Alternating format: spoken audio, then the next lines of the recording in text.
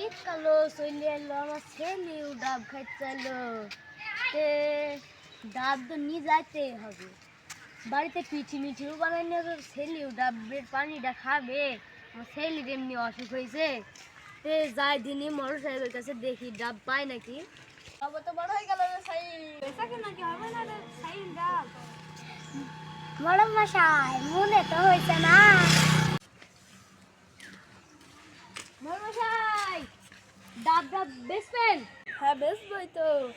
কত করে নেবেন ডাব? কত করে দিবেন? 150 টাকা করে দেন। 150 করে বলছেন, দাম টাম কমই, 50 টাকা করে দেন। লাগছে বাড়ি তার তো।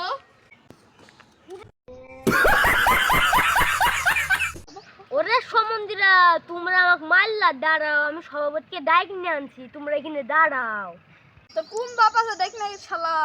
হ্যালো গাইজ, আমরা এই চ্যানেলটা নতুন খুলছি, আপনারা পার্ট 2 দেওয়ার জন্য লাইক সাবস্ক্রাইব করেন এবং চ্যানেলটা নতুন খোলার জন্য লাইক সাবস্ক্রাইব করে দিন। আপনাদের ভালোবাসায় আমরা অনেক দূর এগিয়ে যেতে পারবো।